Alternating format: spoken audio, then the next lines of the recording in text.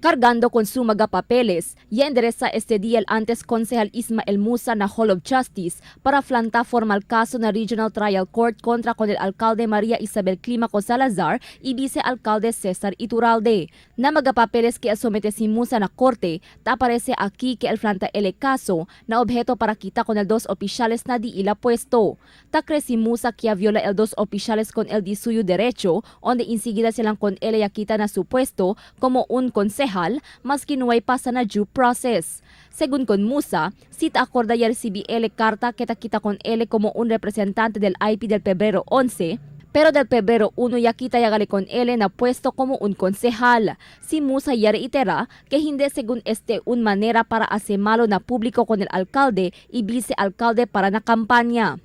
So I'll be also submitting a case against the two persons who automatically removed me from the office. I'm sorry to say this, Bibientes de Zamboanga, necesita mampaltan yung kaso con el diaton mayor, si Maria Isabel C. Climaco Salazar, and el diaton vice mayor, no, si Cesar Iturralde. I'll be filing case against Mayor Maria Isabel C. Salazar and Vice Mayor Cesar Iturralde. For removal, el case is removal from office for them to be removed. Si Musa ya habla que tiene el aguanta maga legal basehan que él un elected official y hindi lang según un appointed official. Según pa con Musa, el National Commission on Indigenous People o NCIP ya habla según que hindi pa final el quitada con él na di suyo puesto. Ya lamatan kita na NCIP, habla el NCIP Regional Office, el de amon decision hindi pa si final, that is appealable.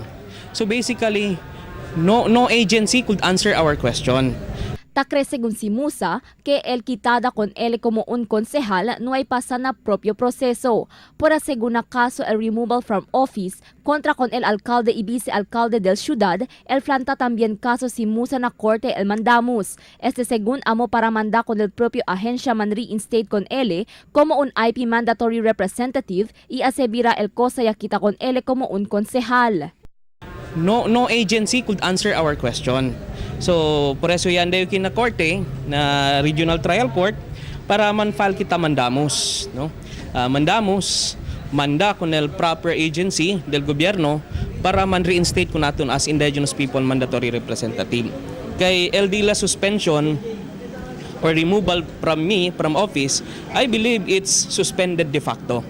Meaning hindi say proper. Okay? Second, tapilitan nyo writ of temporary restraining anti-order.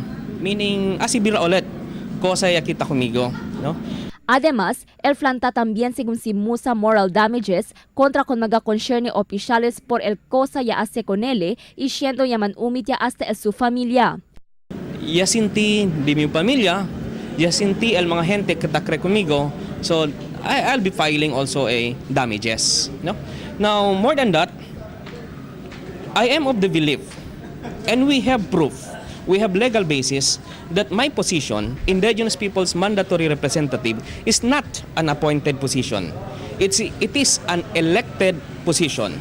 Mientras tanto, el City Legal Officer Attorney Jesus Carbon, durante un press conference este día, ya habla que mira anay sila si cosa puede hacer acerca na caso que aflanta si Musa na Corte.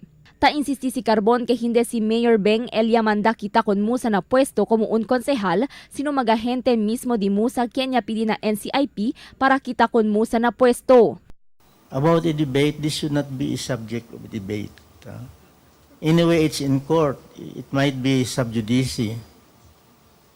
Kumilik has not given any due course to this case filed by Musa. We will see what will happen with the one in court.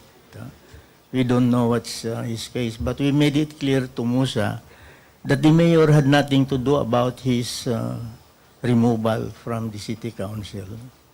Mayor simply endorsed the decision of the Indigenous People Regional Office to the city council.